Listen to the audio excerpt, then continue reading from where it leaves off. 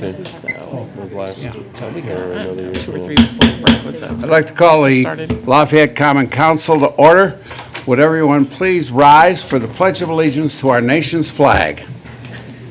I pledge allegiance to the flag of the United States of America and to the republic for which it stands, one nation, under God, indivisible, and with liberty and justice for all. Thank you. Would the clerk please conduct a roll call? Heidi. Here. Clinker. Here. Nargi. Here. Reynolds. Here. Brown. Here. Allersmeyer. Here. Williamson. Here. Downing. Here. Campbell. Here. Quorum present. First order of business is the election of officers for next year, or for this year, today. Yes, sir, Mr. Campbell, I'd like to nominate Mr. Campbell for president of the council. Second. Second, Mr. Heidi. Any other nominations to come into order? There being none, would the clerk then, I guess we'll just have a voice vote.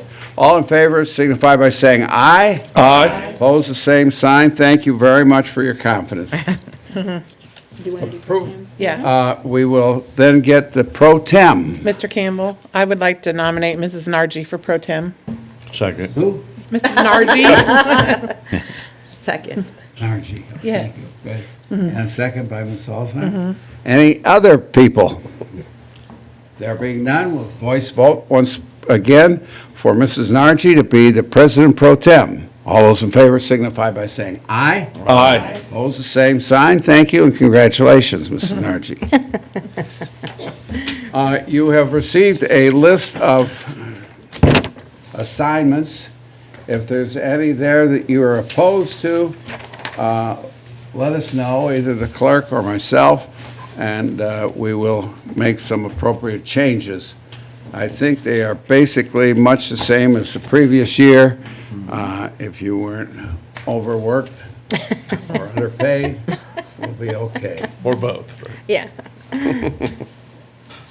Thank you. Approval of minutes. I think we got all the people up. Yeah. Regular meeting, December the 3rd, 2018. You would, any corrections or mistakes in those minutes? None that we can see. There being none, a voice vote. Once again, all those in favor signify by saying aye. Aye. Same sign. Thank you very much. Presentation and disposal of claims. There are none. There are none. Presentation of petitions and communications. There are none. Reports of city offices. Waterworks Department monthly November, Fleet Maintenance monthly November, Police Department monthly November, and Renew Department monthly November. All those reports are on file in the clerk's office. They are there for your examination during regular office hours. Ordinances for second reading. Ordinance 2018-27, an amendment to ordinance number 2010-11, inclusion of certain property in the local Upper Main Street Historic District in the city of Lafayette, Indiana. Ms. Alsmeyer, Mr. President, I move we hear and consider ordinance 2018-27. Mr. Brown. Second. Any questions or comments by members of the Common Council? There being none, members of the audience. Yes, sir. Good evening. John Collier from the Economic Development Department. Do I need to go through this again with everyone? Is that right? No. For the second reading or not? You want the short answer or the long one? Like the long answer. The answer is no. Okay, so I can sit down. Yeah. I just came up then to say hello. Give us a quick rundown. Okay. All right, well, John Collier, Economic Development, happy to start the meeting out on a positive note. You have before you an amendment for an amendment to ordinance 2010-11 for inclusion of property in the local Upper Main Street local or historic district. The property owner, Weinstein Nelson Developers from Baton Rouge, Louisiana, voluntarily petitioned the Lafayette Historic Preservation Commission at its November 19th, 2018 meeting for the property's inclusion in the local district. The property is made up of 3 parcels at 217 and 221 North 6th and 615 Ferry Street. These buildings previously housed the old Journal and Courier buildings and currently are the press apartments. There's also some commercial space in that building as well. That existing property is immediately adjacent to the existing Upper Main Street local district on both the east and the south side. So the Historic Preservation Commission enthusiastically supports the property's inclusion in the district and recommends the council's approval for its inclusion as well. What's going to be the makeup of that property, John? The It's the, occupants? you mean what's in the building? What, in the future? It's developed now. It's housing. Ready Yeah. to go. It's ready to go. It's actually, I think, mostly or partially occupied. How many apartments will that be? 56, yeah, 57, something like that. Good. Any other questions by anyone? Thank you, John. Thank you. Members of the audience wish to address this particular rezone? There being no questions, would the clerk then conduct a roll call vote on ordinance 2018-27? Heidi, Aye. Clinker. Aye. Nargi. Aye. Reynolds. Aye. Brown. Aye. Allersmeyer. Aye. Williamson. Aye. Downing. Aye. Ordinance passes 8-0. Thank you.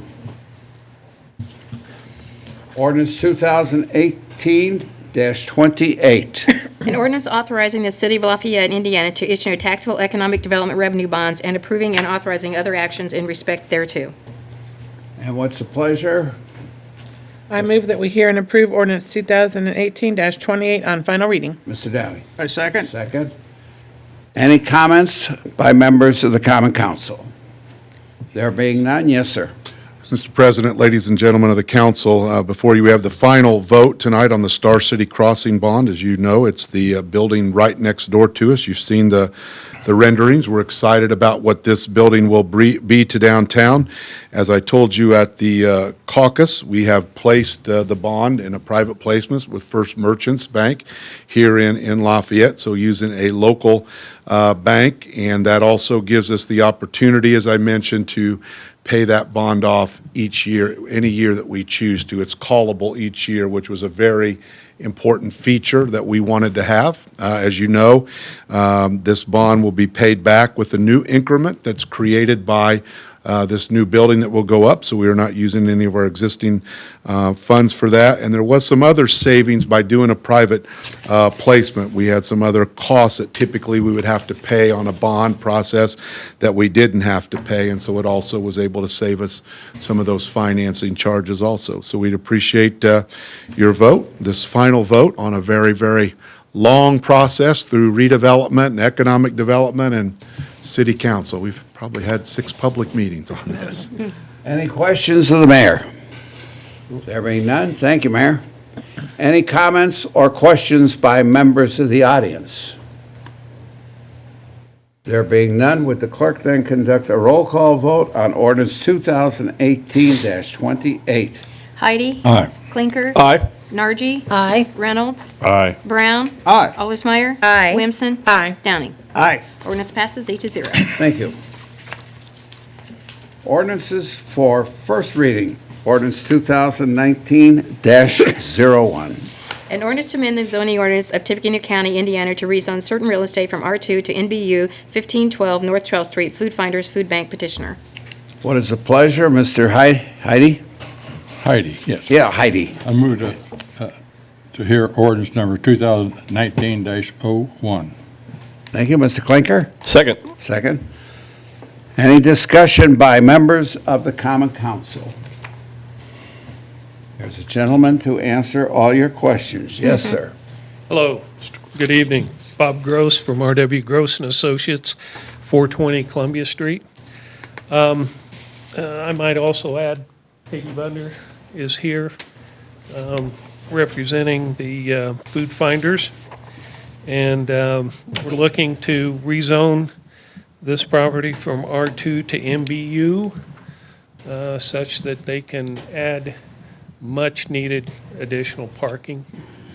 If anybody's been down there to see what their facility looks like during the day, during operating hours, you'll see that that they are in dire needs of additional parking.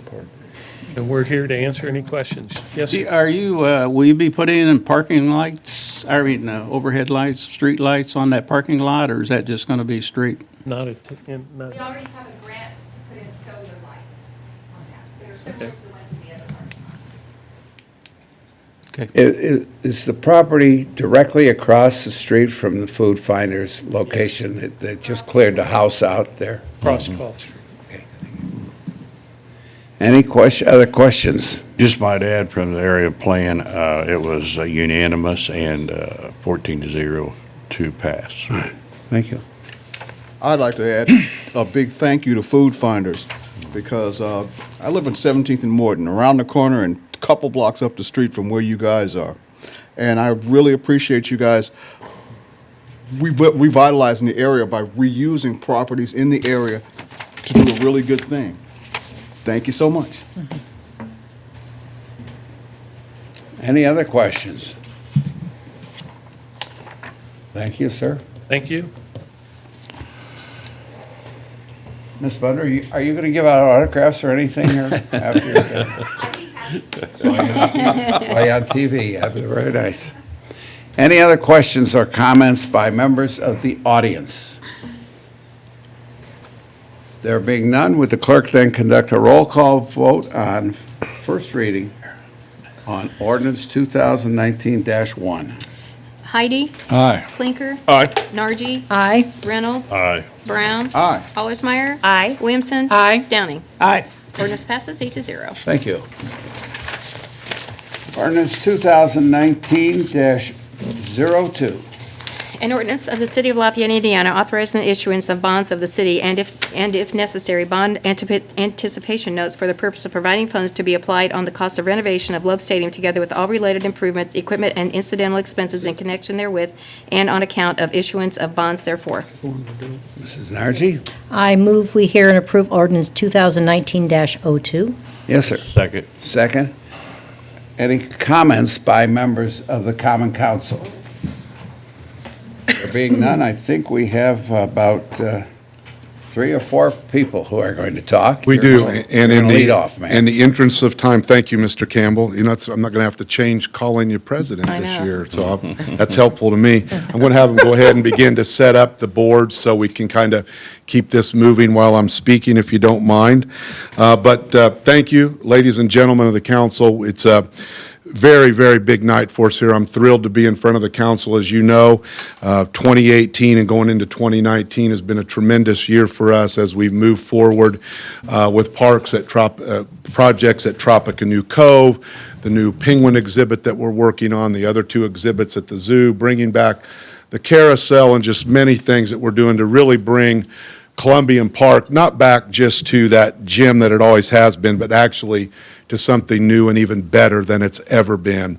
And the last piece of that Columbian Park master plan is the new Loeb Stadium. And you know that several years ago when I first took office, we had to do significant work to Loeb Stadium to shore it up so we could get a few more years of use out of it, and we did, and we have milked that stadium to everything that we can.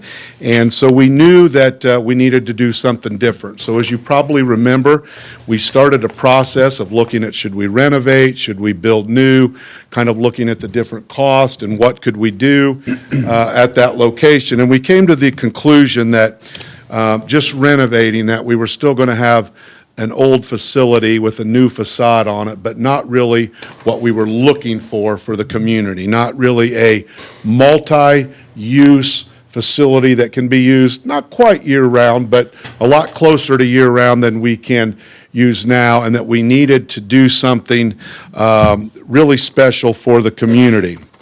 So we began to work with American Structure Point, and I'm not going to steal their thunder. Dan McCluskey's going to speak next.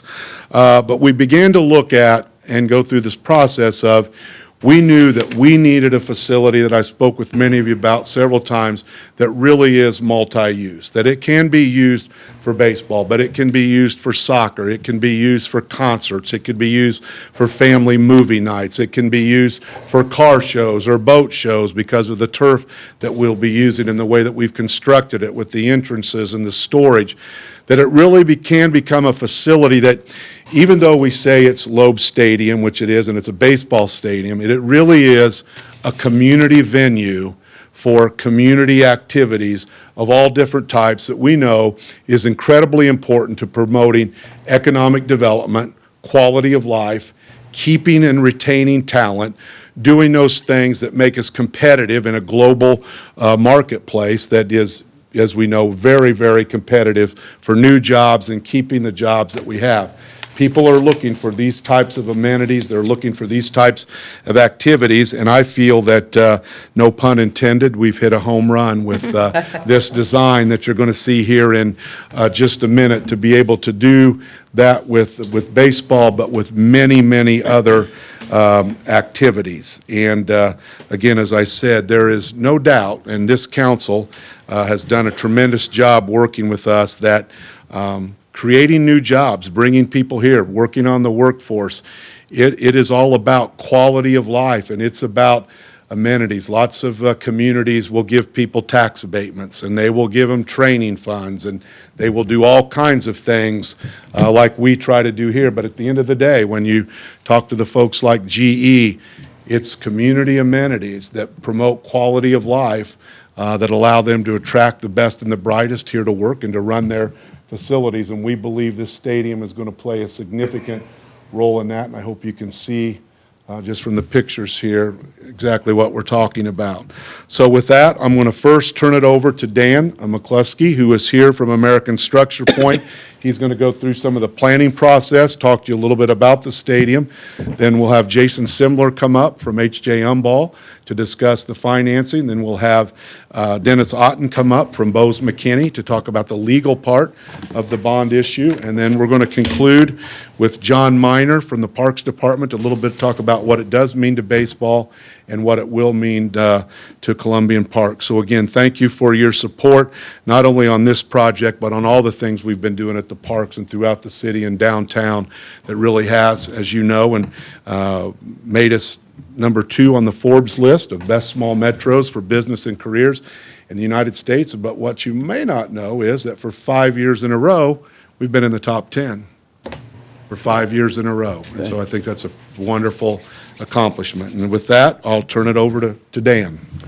Before you go, Mayor, I've Yes. only had one comment negatively. Okay. And that was the right field was going to be Sun Field.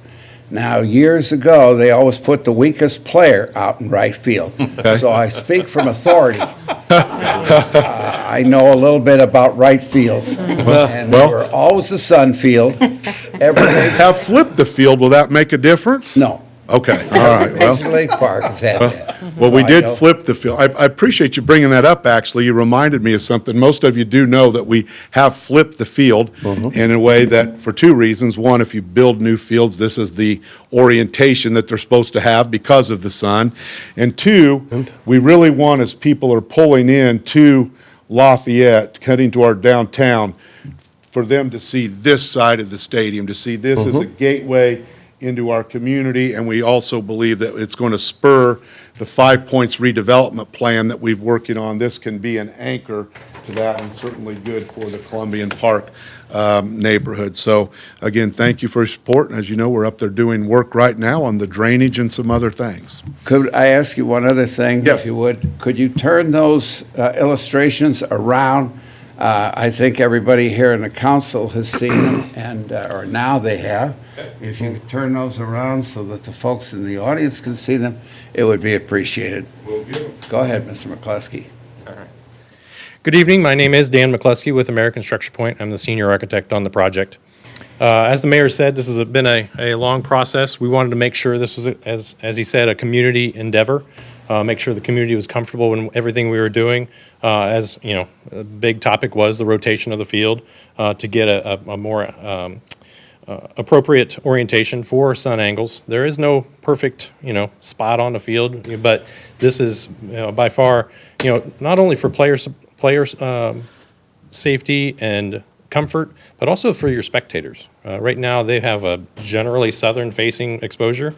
So, on those hot afternoons, specifically in maybe some of your tournaments that you might be hosting, you're roasting, your spectators are roasting. So, so the architecture of the stadium itself is a composition of all the different, facilities that it takes to,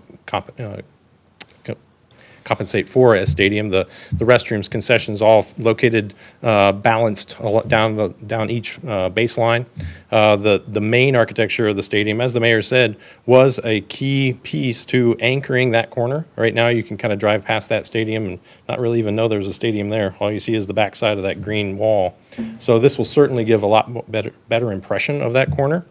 So we had a couple public meetings for public input, discussion about those kind of sun angles, turf type. This will be a synthetic turf field, all synthetic. So the difference in what is typically the clay portions of the field is just a different color of turf. So from a safety standpoint, no trip hazards there. But from a multi-use standpoint, certain, the drainage in this field, we've calculated it, like, as the mayor said, we've got some off-site stuff going on that will accommodate for that. So really the turnaround after a deluge of rain, you're playing on that field immediately. With a natural turf, you just aren't, especially with high volume tournaments, but also just trying to get as many games and events played there a year. The field is sized for baseball, of course, but also a regulation-sized soccer field for a certain level of professional soccer to have a team or use this stadium for soccer, be it from high school level, West Lafayette, not West Lafayette. Sorry, everybody. Lafayette Jeff is what I was trying to go for. However, we also have field access for concert equipment. So it's direct from street level. Let's bring that into the fold. The field is being sunken, so you'll enter into the stadium at concourse level. Compare that to maybe Alexander Field at Purdue, Victory Field in Indianapolis. You're entering in on that concourse level. So this is an open concourse. When you go to the restrooms or concessions, you're never leaving the field of play. You're always being able to see what's going on in the stadium at all times. So that sunken field for emergency vehicles, if needed, field access, field equipment. We've got, and one of the big things that the mayor and the entire committee wanted to make sure of, these stadiums need to make sure they have enough storage. There's a lot of stuff that goes on that concourse as far as movable points of sale, different amenities or foods and beverage during game time, but when those aren't needed, we want to get those out of sight, especially in such an urban and visible location in the city and in relation to the zoo and the rest of Columbian Park. We want to make sure that those are hidden away. So we've got ample storage, places for people to work on things within the stadium. The general architecture of the stadium was meant to have a sort of that historic feel. So we've got what are going to be architectural precast columns, kind of creating that frame, that facade of the stadium. And then everything else is a mixture of different colors of brick. So it's very, it has that historic feel, not in any way. Well, I think it's a good modern take on a historic, feel. So it's real clean lines, a lot of pieces and parts that come together to make up a modern yet historic venue. So stadium lighting, it's a designed system to minimize, if not zero cutoff, to keep light spill from coming into the adjacent neighborhoods. So I think if there's no other question, or if you guys have any questions, please let me know, and I can certainly try to answer any questions. Johnny, how does the soccer field fit in there? So, this is a good example, or a good, so this is a 3D printed model that we've been working on throughout the design. So, you'll see there's so this is on plate, of course, shooting out. So, right field line based on it. So, as we rotated this, kept the open concourse design. It's a bigger footprint than what Loeb is right now, just in the way that Loeb's restrooms and concessions kind of works in being tucked under. So it kind of expanded the footprint. So our right field line is a little shorter, but we are planning a taller wall to compensate for that. So the home run distance still is, it's going to be approximately 325, as you would hit it over that top line. But in relation to your question, the soccer field is a relative north-south orientation. You can see this kind of line is parallel to baseline down here. We try to overlay that so that the sideline of the soccer field is lined up with third baseline, so that just from a line, line What about standpoint, seating for the soccer? It's biased slightly to the third base side.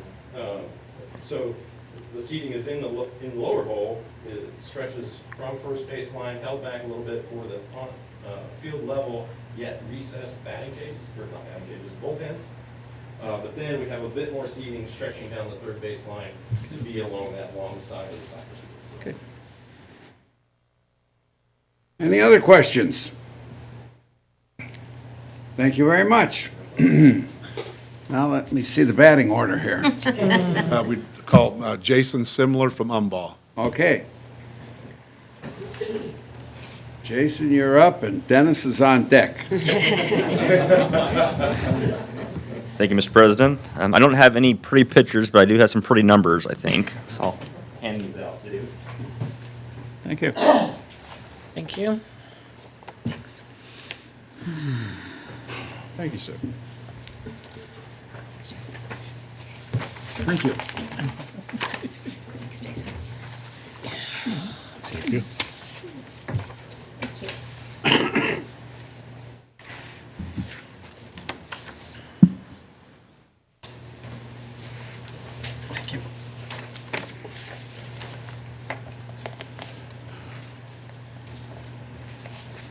So I'm here to talk to you about the financing. If you turn to page 2, looking at the total project costs, this is a summary of some of those costs that it would take to construct the facility and all the utilities and soft costs that will go into constructing facilities such as this.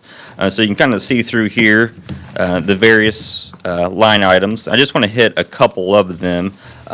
As you're looking at sure your eyes are probably going down to the final number there.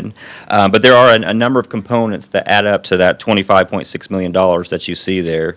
You see the number first, the first number, the construction cost, is about $16.5 million for the construction of the facility. But as the mayor said, there's other things beyond just the construction. The next line item there you see is $4.2 million, and that's related to the utilities that aren't only going to benefit this facility, but also the area around the facility. So I think that's a key point to bring up, that some of these costs aren't just benefiting the facility itself, but the neighborhoods around it. We also have a number of items on there, as you can see, is for contingencies. Because right now, these are just estimates. Engineers, architects feel comfortable with these estimates, but they are still estimates. We won't know what the actual cost of the project will be until we receive bids, and we're not going to issue the bonds until we receive those bids. But in order for us to continue through the approval process and getting the offering documents out, we use estimates. But we do have some contingencies in there. And about the fourth item down, you see a construction contingency of about $1,032,000. Then we also have about $412,000 for design contingencies, and then $206,000 for bid contingencies. So in this $25 million, it's about $1.6 million of total construction or total contingencies that may or may not be used, but we wanted to include them in here. And then you have some other costs in there, so that gets you a total project of about $25.6 million. But I always like to be prepared for Murphy's Law, things that you're just not aware of. Again, these are good estimates. There's some contingencies, but we're not going to go out to bid for a couple of months. I wish I could tell you what interest rates are going to do, what bids are going to do in the next couple of months, but because of that kind of market risk, we've put in some extra security as far as project size. And Dennis will talk about the ordinances that you're going to be looking at, resolutions, but they have a total project size of about $28 million. Again, and that's just because that's approving what you'll be looking at tonight is just a maximum, not to exceed amount. You know, based upon current estimates, we're looking at $25.6 million. If you don't use those construction contingencies, that $1.6 million, what you don't use, you can use that to pay the principal and interest on the bonds. Right now, we're going to go out and assume and estimate that these bonds will be payable from income tax with a property tax backup. And I've come in front of you many times about the property tax backup. Again, that's just extra security to help the bond, make the bonds more marketable. The intent is not to use property tax to pay these bonds off. The intent, and I'll show you here in a minute, that there's enough income tax, enough edit coming in to cover all the current expenses that you use edit for, plus the bonds that you are paying edit for now, plus cover these bonds. Just like when I come in front of you for tax increment bonds, we sometimes put a property tax on those. Again, the intent is never to use a property taxes, but just that extra security to give whoever's going to buy these bonds so that if something were to happen, you'd have the extra security for that additional revenue. And that just allows, again, the bonds to be more marketable for you to get the lowest interest rate possible and reduce your annual payment. So page 3 looks at how, sticking on page 2. Again, it's a $25.6 million project is what we're estimating. And again, I mentioned that the maximum project size is $28 million, but we're only going to be issuing bonds of $17 million.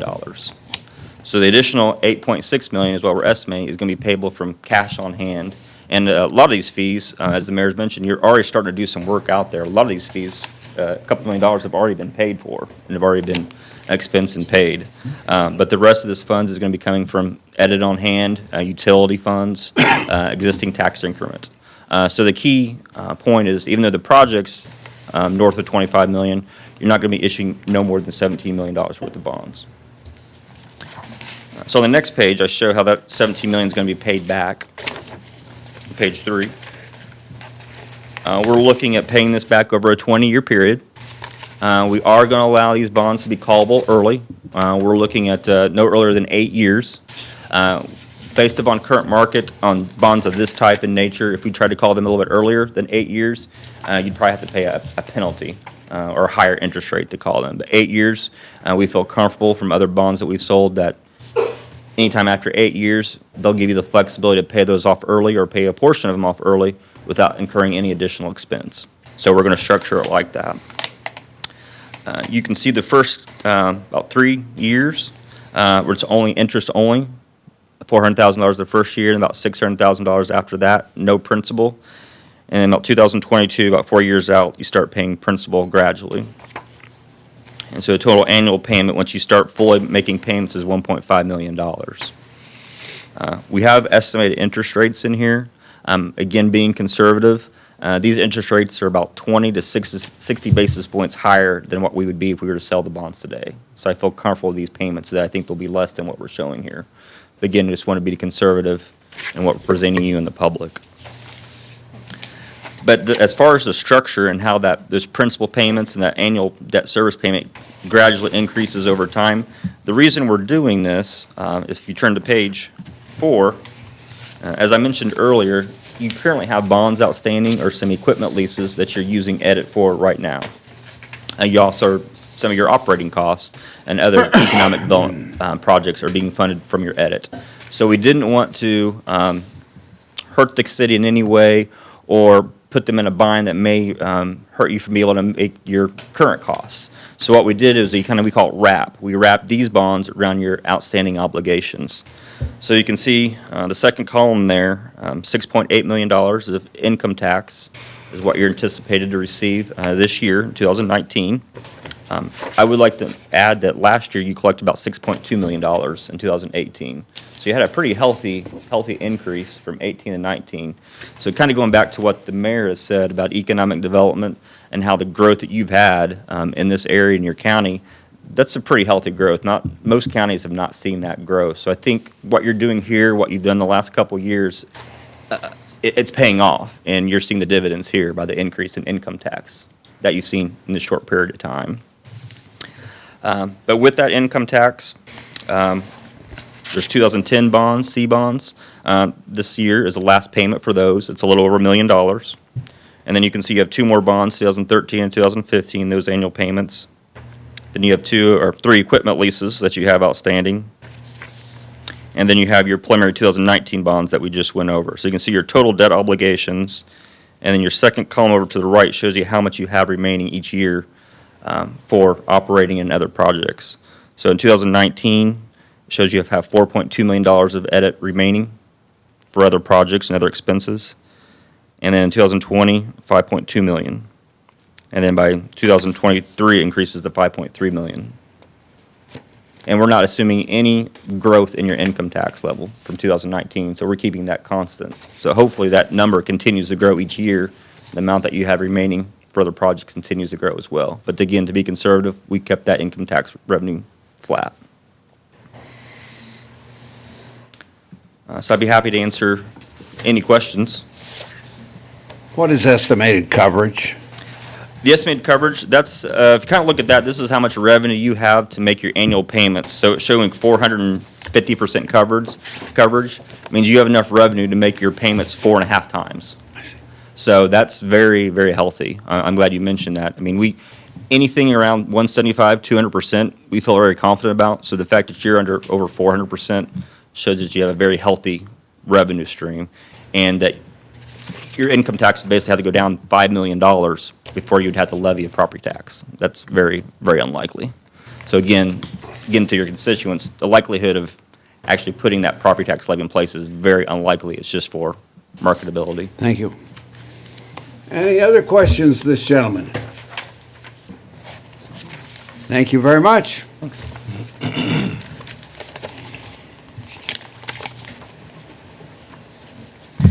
Good evening, council members. Dennis Otten with Bose, McKinney, and Evans. We're bond counsel on this financing. Just quickly take an opportunity to go a little bit through the bond ordinances before you tonight. You'll also see on your agenda you have what I'll call a companion ordinance to this. It's the next ordinance, which is an appropriation ordinance. And that ordinance simply appropriates the proceeds of the bonds when they're issued for the project. But I'll just echo a lot of the things that Jason just told you about the terms of the financing are reflected in the bond ordinance tonight. The ordinance that's before you authorizes the issue of local income tax revenue bonds to provide for the financing of up to $17 million of the cost of this project. And those bonds are payable from your local income taxes, your economic development income tax, with the property tax backup. We've also got provisions in the bond ordinance that these will be on a parity with your outstanding obligations, meaning they'll be on a one-to-one basis with seniority as to the added revenues. And that's important for your credit rating and making sure that you're going to get the best interest rate on these bonds. And like Jason mentioned, the property tax backup is in there, and again, that is really for marketability. So these bonds aren't considered, if you've heard the term a controlled project or referendum type project, these bonds are not considered that because lit is truly going to be the source of payment.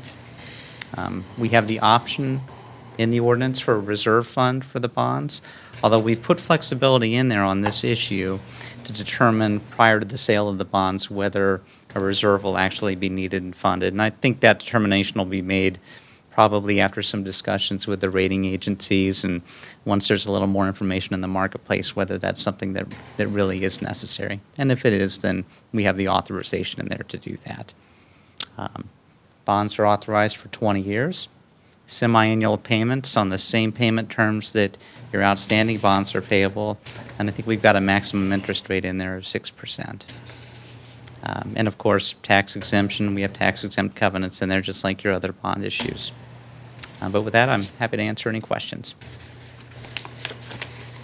Any questions of this gentleman? Thank you very much. Thank you.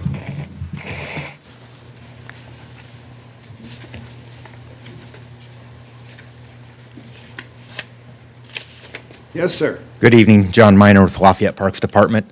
I'm just going to talk just a few minutes about the new stadium and what it will mean for baseball in the community and also for Columbian Park, as the mayor mentioned. As most of you are aware of, the long history of baseball in Columbian Park predates even Loeb Stadium, which the original stadium was constructed in 1940. We had baseball history back until 1920. So it's always been a place where baseball has been played. Loeb Stadium, as it sits today, has always been a facility that has been, for Lafayette Jeff and other youth in the community, a place where they always look forward to playing.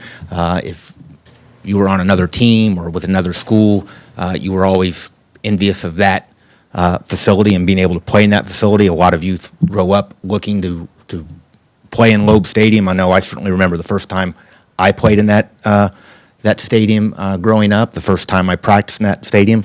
I didn't play very much, but I do remember the first game. Right fielder? No, although I do have a lot of experience, Mr. Campbell, in hitting last, or at the bottom of the order, so to speak.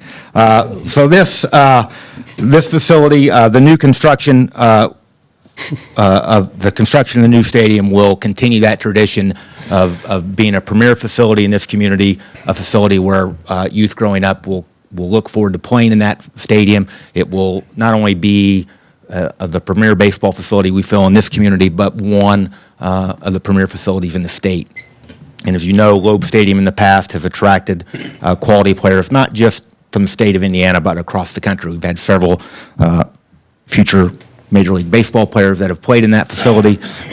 Several from this county alone in the last quarter century have played in that facility. So that is something that we're looking forward to. The playing surface, the artificial surface that is going in will allow for use of that facility not only year-round, but will also make it a more reliable stadium for scheduling purposes for baseball. When you look at the spring in Indiana, the weather is not always reliable. That will help with the Lafayette Jeff High School schedule. It will help with their practice schedule as well. It will also assist with the Lafayette Aviators. Certainly the summer collegiate schedules are very packed. They try to pack a lot of games into a very short calendar that they have just a few months. They have 30 home dates. And when you start losing home dates, the only way you can make those dates up, there's not very many open dates on the calendar, is to just stack them up and try to play doubleheaders. So the ability for that surface to absorb rainfall and be able to get right back out on it and play is very important, as well as the ability to attract what we hope will be high-quality tournaments that will bring a high level of teams from around the country to play. The more teams that you get into a tournament, obviously, you need to have a reliable playing surface so that you can get those games in. No one wants to travel from across the country for a 4 or 5 game tournament only to see, games have to be shortened, which sometimes when you travel those tournaments, you have rain. A 7-inning game all of a sudden becomes 4 because you just have games stacked up on top of one another. So that playing surface will be key to the future of baseball in that stadium. The stadium with as most of you know, we are in our 4th season. We're entering our 4th season with the Lafayette Aviators, the 2nd with the current ownership group. We continue to have a positive relationship in partnership with the Lafayette Aviators. We've started preliminary discussions with them on a use agreement for the new stadium. That stadium will allow new opportunities for them, not just in terms of what they'll be able to do for the community and the fans that are coming to enjoy the game there, but also in their ability to attract the high-level caliber player that they want to come and bring to play for the Lafayette Aviators in the Prospect League. So the construction of that new stadium will benefit baseball and our community a great deal. It will also be a great anchor to Columbian Park. We're excited about the opportunity to flip that field as nice as it is to sit in the stadium and look at the frozen custard and Arnie's. We do feel that looking out into Columbian Park, New Cove, the Columbian Park Zoo, and some of the new amenities that we have coming to Columbian Park will even add to the enjoyment of visiting in whatever event it may be, whether it's soccer, baseball, concert, to the future of Columbian Park. So. John, you mentioned Lafayette Jeff a couple times.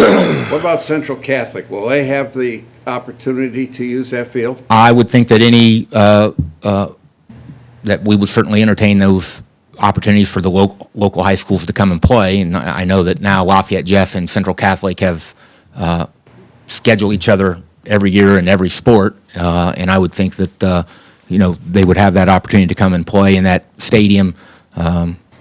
against Lafayette Jeff and perhaps schedule permitting. I don't think we're, I think some plans should be made down the road for Central Catholic to utilize that stadium as a home field for them at some point in time.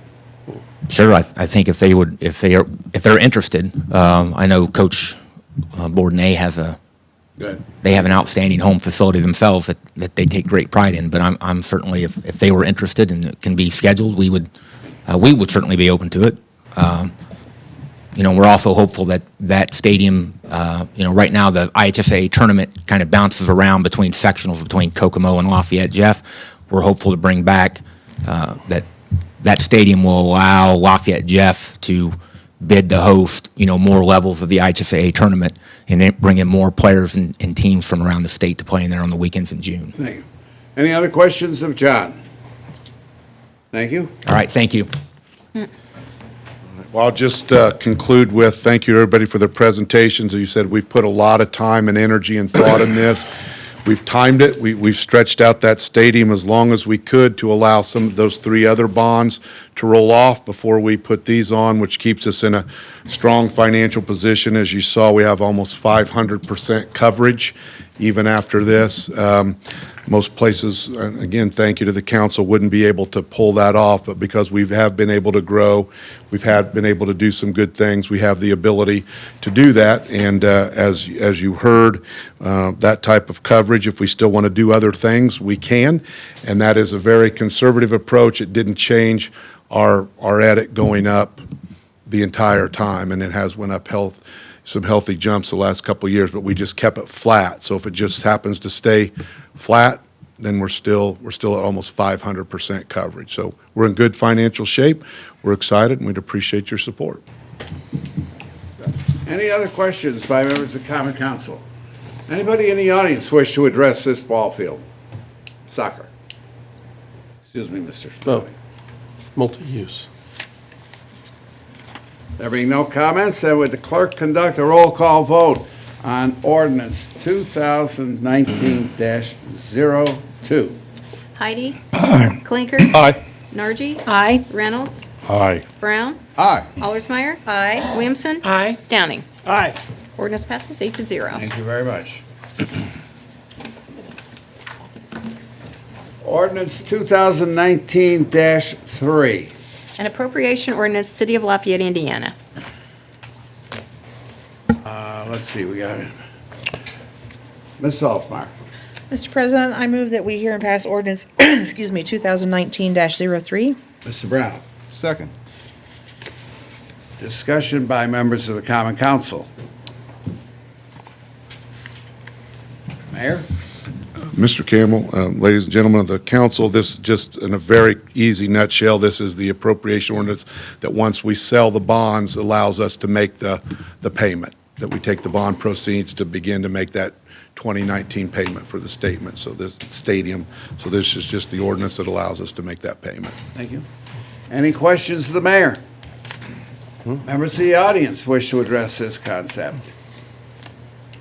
There being no, Pay the bill. the clerk then conduct a roll call vote on resolution 2019-01. Heidi? Aye. Clinker? Aye. Nargi? Aye. Reynolds? Aye. Brown? Aye. Allersmeyer? Aye. Williamson? Aye. Downing? Aye. Ordinance passes 8-0. Let's backtrack for a moment, and I left off the public hearing.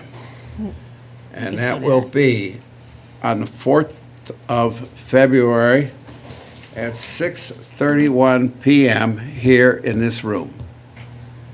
It will be a public hearing. Motion. Beg your pardon? Can I have a motion? A motion? Oh. A motion? Six. Yes, sir. So Wait a moved. minute, wait a Oh. minute. Let me keep on track. So moved. So move, Mr. Heidi, or Mr. Downing. Second. Second. Okay. All those in favor signify by saying aye. Aye. Opposed, the same sign. Thank you. Reports, Oh, I need no, no. resolution. Resolution 2019-1. A resolution to transfer money from the Ed Fund to the Rainy Day Fund. Mr. Heidi? Move to hear ordinance or resolution 2018-1. Mr. Clinker. Second. Thank you. Any comments by members of the Common Council? There being none, Mayor? Mr. President, ladies and gentlemen of the council, you have a resolution before you, and we just discussed edit, and our edit is strong, as we just discussed. I'm pleased to announce this evening that we'll be able to move $625,000 from our edit account to our rainy day fund. That'll put our rainy day fund just slightly over $5 million. As you might be aware, back in 2004, we started with a rainy day fund of just slightly over $11,000.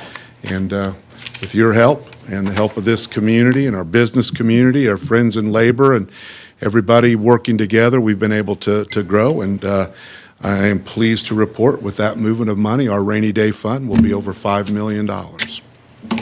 Any questions, the mayor? Just one. As a percentage of our annual budget, how much is this rainy day fund is what, about 9%? It's probably closer to 12. Well, if you look at the general fund and then just the civil city budget, that was about 60 million, 62. So It's roughly 13%. yeah, it's about 13%. Okay. Which would give us 7 weeks operating. Should the end of the world occur? Careful, but then we won't need money. Is there a gentleman that is supposed to talk about this? Tony Jones? Oh, Tony. I did it. He did it. Oh, you Yeah. did it? Yeah. Okay, And- good. And Thank you, Jones Mayor. did That's too. on. Would the clerk then conduct a roll call vote on resolution 2019-01? Heidi? Aye. Clinker? Aye. Nargi? Aye. Reynolds? Aye. Brown? Aye. Allersmeyer? Aye. Williamson? Aye. Downing? Aye. Resolution passes 8-0. Reports of standing committees. Reports of special committees. Miscellaneous and new business. Mr. Carson, you are first off there. Good evening, Dennis Carson, Economic Development Director for the City of Lafayette. I want to give you a quick update on the scooter program here that's happening in our community. And as you probably know, last October, the Bird Company dropped in scooters, unbeknownst to all of us, throughout Greater Lafayette, including Purdue and West Lafayette. And at that time, our ordinances really has not contemplated these types of mobility devices. So obviously, we ran into some problems of where these things can be parked, where they can be ridden, how they're ridden, and even if this is something that we want in our community. So we do think this scooter program could be a beneficial mode of transportation for a lot of people in our community, but we also want to be consistent with West Lafayette and Purdue, because obviously these will be driven all over the place, back and forth in between the communities. So my staff, particularly Margie Deverall, has done a lot of work on this, doing a lot of research, from getting best practices around the country and seeing what the city of Indianapolis has done in other places as well. And we also been meeting the last several months with Purdue University and with West Lafayette, going over this and how we want to approach this and be, again, consistent throughout the community. We thought that we had the opportunity, and it would be best for us for at this period of time to late last year issue a cease and desist order and have the scooters removed and then have them brought back into our pilot program. So we introduced a pilot program in mid-December. And we have 3 companies that will probably be taking us up on this pilot program. There will be, again, the Bird Company and also one called Blue Duck and another one called Spin. And they've said they'll probably by late winter here, early spring, that they would come in our pilot program. So, with that, we're looking at a lot of different things under this pilot program. We want to tweak this over time as well during this period. So particularly, we're looking at the service area where these will be ridden and can be used, and particularly some sub-areas like downtown. So we were in the pilot program, we're limiting each company to only 50 scooters in the downtown area, so this doesn't get overwhelmed in this area. And we're looking at things where they can be parked, because obviously we don't want them blocking the sidewalks and creating ADA issues and other access issues to businesses and things like that. And of course, not too close to the curbs as well either, so that cars and people can get in and out of their cars. We're also looking at things around management, who's running these companies, what the local contacts will be. We'll have look at permit fees, rates for the users, community education programs. Again, this is a new form of transportation, so we want to have some education around it as well, too. The maintenance of the scooters, that's going to be very important of how these will be maintained. The equipment, such as bells and lights and other things on the scooters. Insurance requirements, hours of operation, and data sharing. So under the pilot program, we really want to look at all these different things and then come with, later on with a set of final regulations for an ordinance that the city council can consider. So in this interim period, though, we're also requesting that the council committee on transportation work with this so we can get your input and also the public's input as well, too. So, with this, again, I think this is an appropriate way for us to start a program with this and have this mode of transportation. And I'd be happy to answer any questions. I got a question. What's the distance can you travel from downtown out? I mean, can you ride them to the fairground? Can you ride them to the mall? Or is there going to be a limited area? Well, that's something we're going to look at. I mean, Okay. potentially with the scooter and an electric charge, you could go out to the mall and back. I understand a couple times. But we can have the ability to geo-fence it, so it can only be in a certain area, so Okay. it would stop working once you get outside of that area. So Okay. there are possibilities for things like that. So that's something we'll be looking at. Okay. I have a concern about safety. I mean, what do we do about people who want to take those things down 18th Street Hill? I worry about people on bicycles coming through, 18th and Salem at 35, 45 miles an hour, and the light changes. Right. So again, those are things we're going to need to look at. I mean, right now, we're looking at that they would follow similar rules that bicycles do and such. But again, these are things that we need to look at. And again, we need a lot of community education around as well, too. So to teach people, what the proper way to ride these and have these rules and regulations in the agreement, the user agreements as well, too. I think you have outlined that you and Mrs. Deverell have quite a bit on your plate. Yes, we do. But if any of these city council members have issues, something burning in their mind, you've brought up a couple already, I suggest that you see Mr. Brown, who is the chairman of that committee. Yes. Or Mr. Heidi, or Mrs. Alsmeyer, and they will get that information to the appropriate people, I am sure. We'll get you some information. All right. Okay, thank you very much. Thank you. Good luck. Mr. Kroll.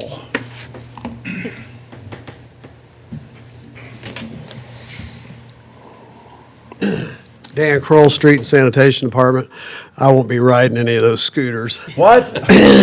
You might be shoveling them up with a snowplow, though. If And they might get someone plowed, who leaves them in the knows? street. And just set the record straight, Mr. Campbell, I was in far right field. I can't. I wasn't a very good baseball player. Tonight, I just want to remind our citizens that starting February 4th, we're increasing our trash routes from 7 routes to 8 routes.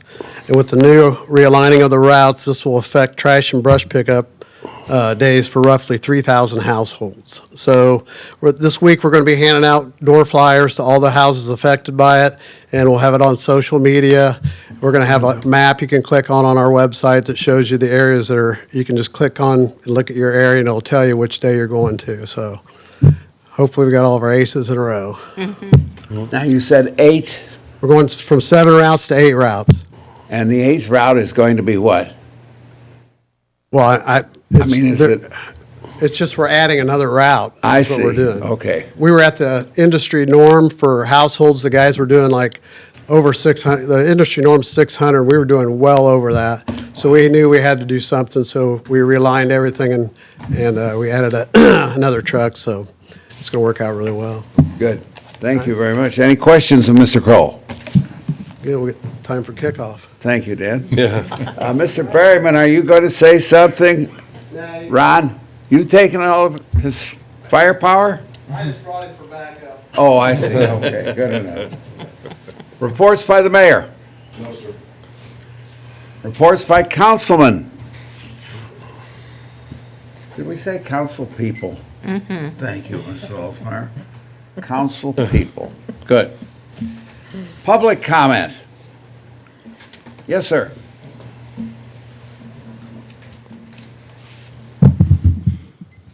Hi there. My name is Stuart Frescus. I live at 421 Brown Street. And I wanted to comment on the scooter investigation. And I'm a member of the West Lafayette Bicycle Pedestrian Committee, but I'm not speaking for them. I wanted to make the statement, sidewalks are for pedestrians and wheelchairs, not for motor vehicles. And the thing is that when the scooters were all over the place in Lafayette, a lot of people were riding the scooters on the sidewalks. And the thing is that I think this would be a lot better if these companies, the Bird company, did not have an exploitative business model, which is making it very difficult for us, people in this community, and also in other places to do anything. I've actually done a lot of research on the way that these scooters have been operate and stuff like that, and there are a lot of safety issues, but also that the company's attitude itself is causing problems. I met with an owner of a private owner of a scooter, which there's not too many of them, and that person's attitude towards how he was parking the scooter, how he was riding the scooter, was completely different than what you see over in West Lafayette or over at Purdue. And I totally endorse Dennis Carson's approach, and I think that unfortunately we do need to have a flexible way of dealing with this problem, because that we're not getting a lot of cooperation from the corporation itself.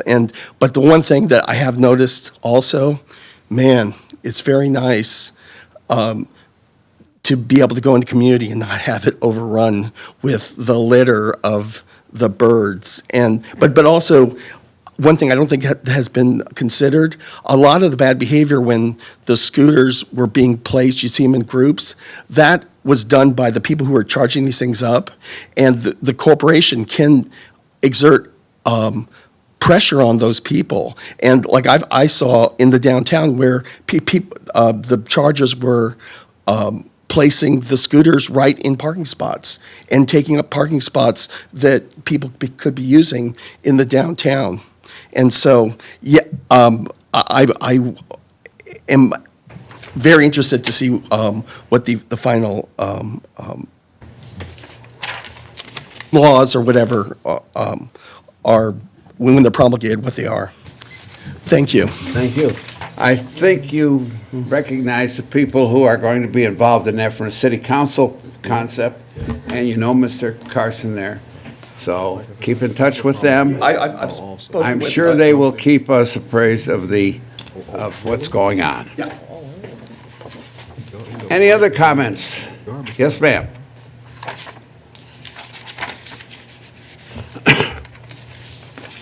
Hi, my name is Tara Nelson. I live at 3222 Norwegian Drive. Hi, all. It's been a while since I've been here. I was a pitcher for softball, and so I love baseball. I think that's awesome.